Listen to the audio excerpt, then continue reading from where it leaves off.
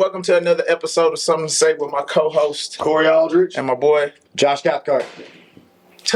No. I'm telling you what, just watch and see. Just watch and see. You're gonna be like, You should have held back. like, why we go viral for this? People thought they was gonna see some cannons. Oh man, bro. Turned out it was just Tyson's ass again. Hey. Can you teach toughness, right? And we talk about it all the time. We hear, even us, right? We talk about kids being soft, this generation of kid being soft or whatever the case may be.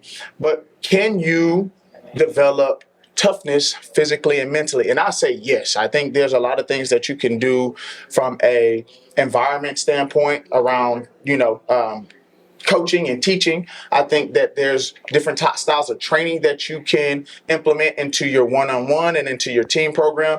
I also think that there's mental drills that you can work with your kids and your athletes to help them kind of figure out who they are and start to have a more tougher mindset, right?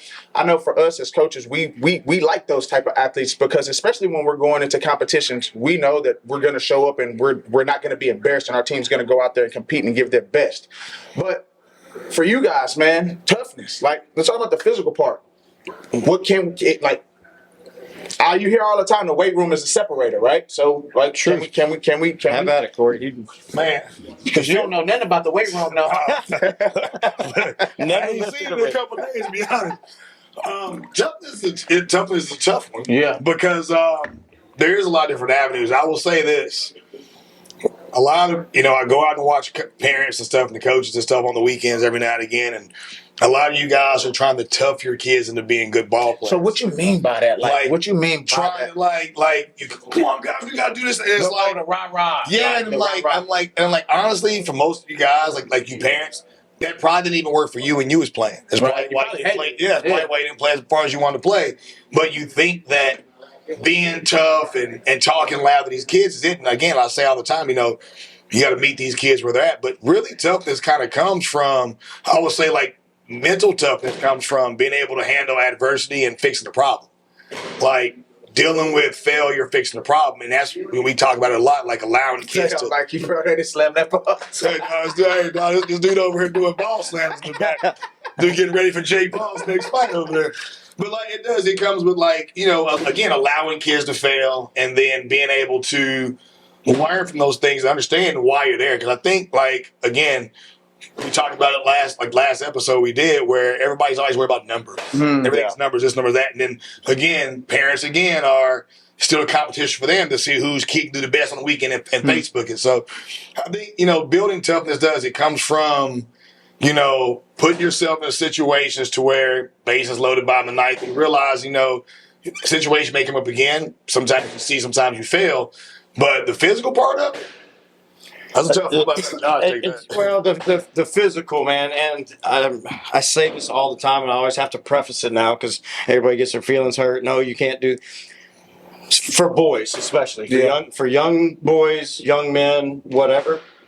Nobody fights. Man. Nobody fights anymore. They don't fight with their neighbors. They don't fight with their buddies. They don't, play tackle football on the street. They don't do those types of things on a larger scale. There are pockets that do that. But I think that physical, now granted, there are, with your upbringing and whatnot, there are different factors. Yep. But if we're talking about a normal, quote unquote, normal young male, they're not allowed to have those physical altercations anymore. This is true.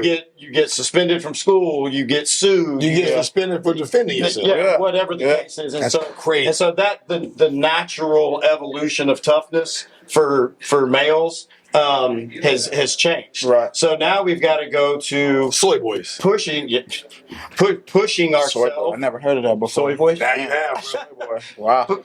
Pushing yourself physically to get that, whether that we talk about the weight room early on or, running and having a coach to physically push you to the limits, because let's be honest, it's hard for us to go into the gym and push ourselves, self-motivate to the point of uncomfortable and getting over that hump. Right. So they've got to have coaches do it But then how are they going about it? To Corey's point, are you just screaming and yelling at them? So that's kind of what our event is, kind of segue into that. Like the event that I have in Katy, it is about mental toughness and training yourself. So what we're doing is putting players, coaches in certain situations physically, but we're going to add a mental aspect to it. And it's all timed. And you'll have groups of people, things like that. I'm not going to give it all away, but it's being able to react under pressure, also being able to analyze, be analytical, and also problem solve. And again, I don't think, when you talk about school, like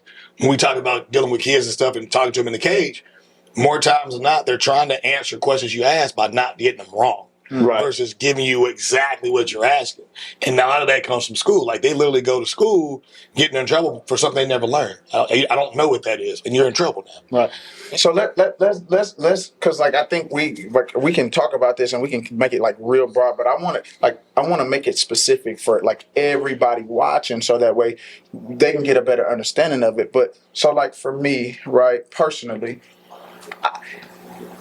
the weight room is a way that I have developed physical toughness, right? Being able to push myself and see my body change and different things like that. So from a physical standpoint, right, is there anything that you have done that have worked with kids to help them develop that physical toughness, whether it is in the weight room or whether it is outside, maybe getting sprinting, or whether some type of physical conditioning, right?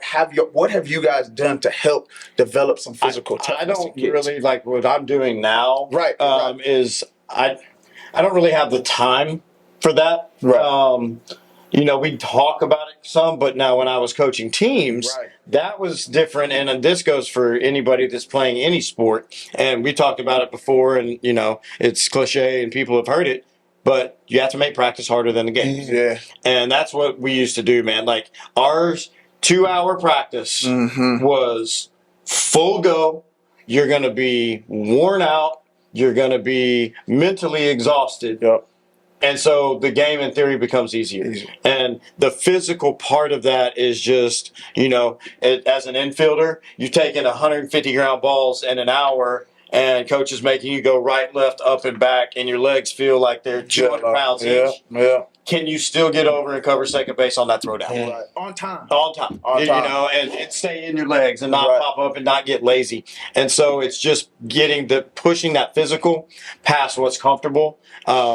Because to my point earlier, it's hard to do individually. Right. And so that's what we did with the teams. When I was coaching high school ball, we would have 2 or 3 months in the fall, where it was physically demanding. It was fall boot camp. Yep, basically. We would have those kids, run hills. We would get in the swimming pool and tread water, all sorts of different things that weren't on a baseball field.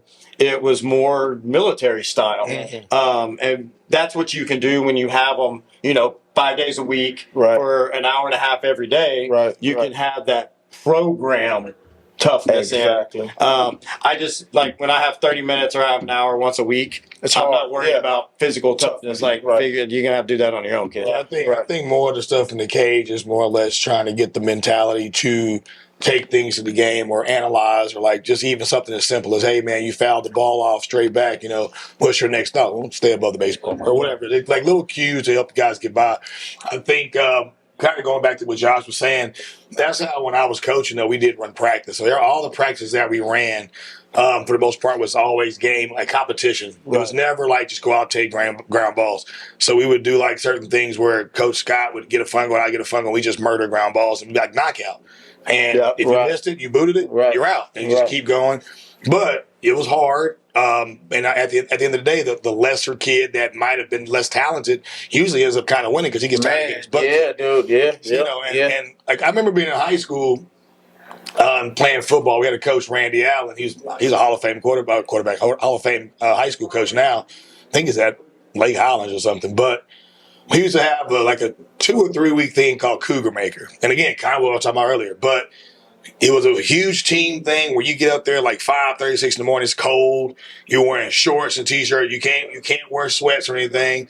He had barbells on the track. You had 4 or 5 sessions, and you had your group. and it was mentally tough because you had to make sure that your guy was doing everything he's supposed to be doing. You're doing what you're supposed to be doing, and you had to make it perfectly. And if anybody messed up, didn't count. You just have to finish it all. That weak link? Yeah. Don't be the weak link. Yeah, man. You know, and then finally you'll see like the guys that were screwing it up end up getting tired, getting yelled at. They become the leaders, right? Yeah. And that's the perfect thing though, right there, because right in our last episode we were talking about building character or creating your main character, but that type of stuff is what does that, man. Mm-hmm. And you know, when you take a team and you put them in that type of setting, right, whether it's practice, right, you know, and you set the expectation, hey, everywhere we're going, we're sprinting there, right? There's as soon as you hit this field, we're sprinting on and off. If I see you walking, hey, we're running.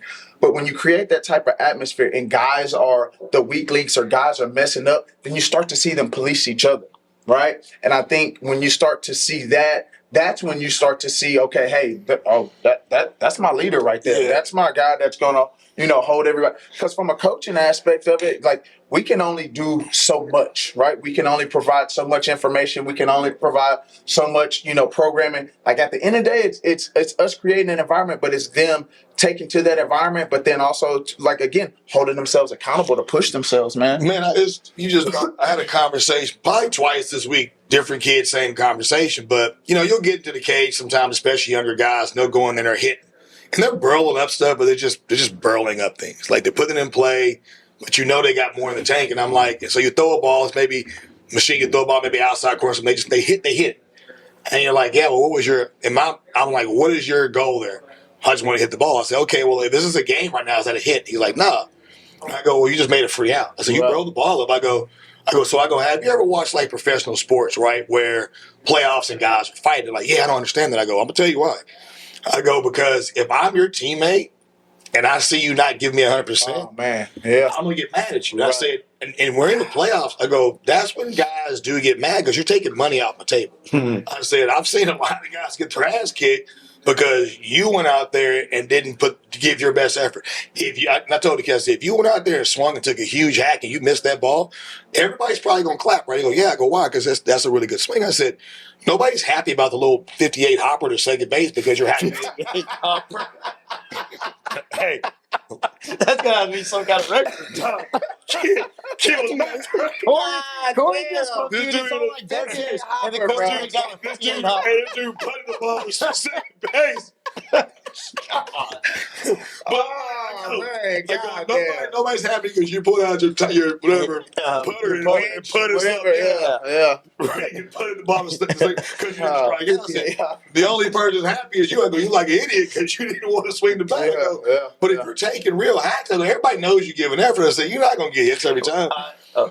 You know, but this is just a little bit, but that part, what you said though, see, that's what kind of bothers me now too, though, because it's almost like because the kids, and then we kind of getting off. I'm getting into something else, No, that's the same. but because kids are playing a lot of games, They don't care about losing. They don't care about losing, man. They don't like. I told mine, I'm like, man, look, this may not bother y'all, but this is what I do for a career and professionally. So this stays with me.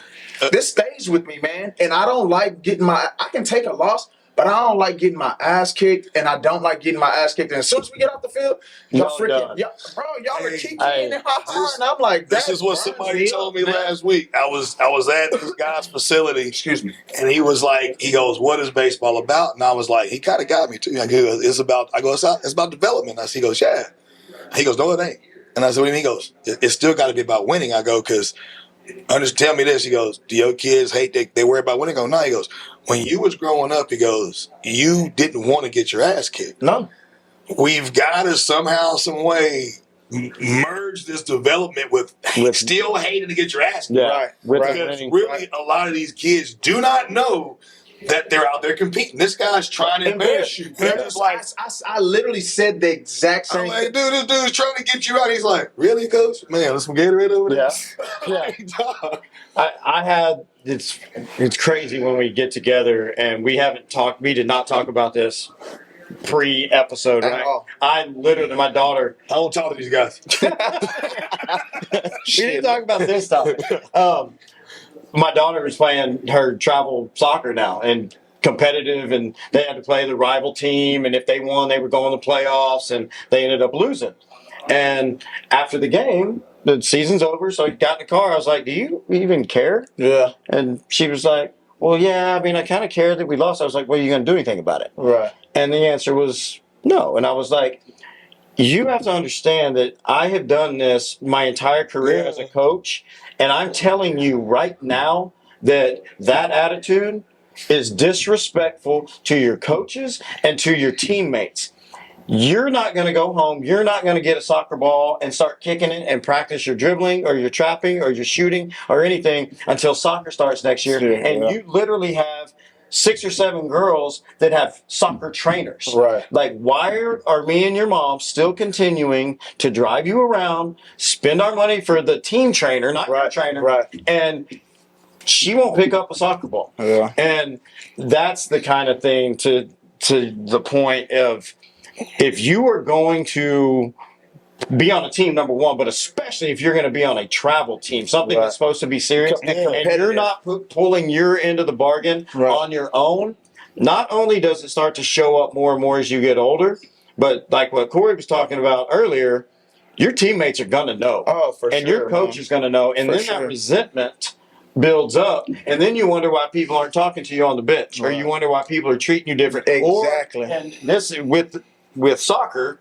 baseball is a little more. I guess if you're a pitcher and you were really pissed off, you could bean somebody. Like, you go with soccer, man, and you don't like somebody, that's an easy, like, run up behind you and freaking body check you. And then you wonder why you're on the ground. It's not because that was a clean play. It's because that girl's pissed off because she knows that you're not doing what you need to be doing. Yeah. It's my daughter called me one day. She's like, your grandson. I'm a granddad. Your grandson's playing. Is playing soccer this weekend, and I know he hates to lose. That dude, I played cards with that dude at Christmas last year. That dude cheated his ass off, right? Dude's like 6. I'm like, all right, cool. But it made me happy. I was like, man, you cheating. This is awesome. It's great. It's great. But like he hates to lose, so he's out there when he plays. She sent me some videos and stuff. I need to go see him play, but like, I love it because I know that he's really just trying to make sure they don't lose. And so that's the weirdest thing. Like when you say that about your daughter too, like it's just, I don't know. It's like everything's just an activity. Like you're paying for an activity. There are people out there, and you'll be surprised, guys. Like just the conversations that some guys have. I did a video on it the other day about don't be that if you would guy. Like there's a lot of players like, man, if that guy would just. Right. If that guy would just, and it's like there's too many of those guys. If that person would just do this, they'd be good. He'd have it. Yeah. Well, you can't go that. I hate all of those. If I would have, maybe, yada yada. You either do or you don't. And I think that there's a lot to be like to Corey's. With his grandkid. Some kids are just wired that way. Right. Right. To win. And to my daughter. I'm super competitive, like hyper competitive. You will not let her win. No, I'm beating the shit out of you. But she doesn't have that, And we talked about she rides horses and she wants to win her shows, but that personal one-on-one battle, that you're not better than me. Football gets. That's why we like football players, because they know how to compete. Right. When you crack someone's head and you end up with your ass on the ground, that's a whole different vibe and mental. Wiring it versus baseball or softball. If that's all you do, where you have to somehow find a way to get mad at that guy on the mound or that girl on the mound or whatever, because, like I said earlier, the real ones are trying to embarrass you. They're trying to embarrass you. And if you don't have that same mental edge or whatever it is, or you can't dig down and find that and come up with a lie about that person for a reason. Right. You can't play this at a high level. There's so many crazy stories, and I'm sure Corey has seen and heard more than I've ever have. But just talking to some parents that played college sports or pro sports, some of the stuff that those pro athletes have to do to psych themselves out and get ready to go and I'm telling you, not everybody's wired that way. And I think, though, for me, the bigger thing that I always go to and I think about is that, man, like, this is who you're going to be in life. You know what I'm saying? Like, you don't want to, how you are now in sports is a lot of times how you're gonna end up being in life. So you gotta like for me, life is all about competing, right? Whatever I'm trying to do, I'm trying to compete and be super successful at what I'm doing. So if it's like me being a baseball coach, like I'm trying to be the most successful baseball coach, right? And whatever that success means to me. So everything like is a competition, man. But I had a conversation literally last night. And the guy who I was talking to said, man, I had to pull one of the dads to the side because I kind of felt like his kid didn't care anymore. Like he was just out, like he was at practice. He was like, man, kid's 12. I was like, man, the kid's at practice and it just kind of feels like he's just going through the motions with it. And then he told the dad, and the dad told him that, yeah, I see that too, but he's better off here with you guys training and working with y'all for the next 6 months versus going to Little League and not getting that. So it's just kind of like, this is the better option. And I'm like, I mean, I get that, but it's like, man, so you'd much rather just pay for your kid to come out here and half-ass and kind of go through the motion because it's the better option than, him not playing Little League? Well, like that's a parenting problem. Yeah, I had a dad that would take his kid. His older brother was pretty good. The younger brother probably could have been good. I don't think he really cared. I think he was using every excuse he could not to play, but he did. But his dad just wanted him to understand hard work. And I'm like, so he would bring him in every week, and it was hell because I'm like, man, in my mind, I'm like, man, if he cared a little bit, he'd be good, but he just didn't care. But, he would go out to the game, and when the game was playing, he would compete though. Right. But he just didn't care about practice. Yeah. He hated losing. But not enough to I want to be a good ball player. And that's one of the lines that I, with hitters that continue to struggle with the same stuff. How bad does it bother you? Right. Does it bother you enough to do more work and to change the outcome? Right. Or are you just going to, stay the course? If you win, you win. If you lose, you lose, and whatever. And a lot of kids, they're bothered by things, but they ain't bothered enough to try to change. Video game versus the swing. So here's my question. Is there a difference between, or what is the difference between physical toughness and mental toughness? And can you be mentally tough without being physically tough, or vice versa? Oh, you can be mentally tough without being physically tough for sure. There's some extremely mentally tough people out there that will kill you with brain cells, but you push them over and they're gonna fall around and flop around. And to the other point, you can also be physically really tough, and you can be a mental midget. And trying to Mike Tyson to join those, being honest, early Mike Tyson, yeah. Oh yeah, just losing your composure and doing those things. And so and being able, or not being able, the ones that can marry those two things together and have a good amount of both of those are the ones you got to watch out for. I played with this dude. His name was Michael Ryan. He played for the Pirates for a little while. Lefty hitter, terrible body. Sorry, Mike, you probably the worst built dude I've ever seen, bro. But this dude can flat out hit. But Mike was just always dipping his mouth. He just sit there, man. But Mike had a lot of anger. I didn't know it for a while, but Mike used to do MMA fighting and stuff like that. That's what he did. The quiet ones is one you gotta watch out for, man. He was that dude. Mike could have been no more than 5'8", 175 pounds with a beer belly. Didn't even really drink, but he'll mess you up. He had won a handful of fights and stuff, but I tell people a lot of times, for you to be really peaceful, you have to learn how to harness a lot of anger. There's probably a lot of hurt behind that peaceful person. Yeah, true. Right? I think about stuff that I've seen and gone through and things like that, and who I was when I graduated. I went from the dude I tried to fight Wilson Betterman an hour off the plane because he didn't speak English. Angry man. I didn't know what a Dominican was. Right. So I walk up to this dude, his skin darker than mine. I go, hey, are we supposed to eat over there? He looks at me, he just goes, and I said, man, this dude. And then again, I go, so we supposed to eat? And I'm like, and so lucky this other dude had a little brave shirt. And I go, man, I'm about to fight this dude right now. He keeps smiling at me. He goes, he don't speak English. I'm like, what is he? He's Dominican. I don't know what that was. Yeah, from Abilene, Texas. Yeah. But just that mentality of wanting to physically react and be angry about certain things, especially if I can't control them. Versus now, I'm just it's gonna take a lot for me to fight you. I don't really care. Right. Yeah. Yeah. No, man. I think too. And what you were saying, Josh, man, is that from the physical side and the mental side, but like that physical stuff. Like I remember, man, like for me, getting into fights when I was younger, like in 5th grade, you know what I mean? 6th grade, even 8th grade, in high school.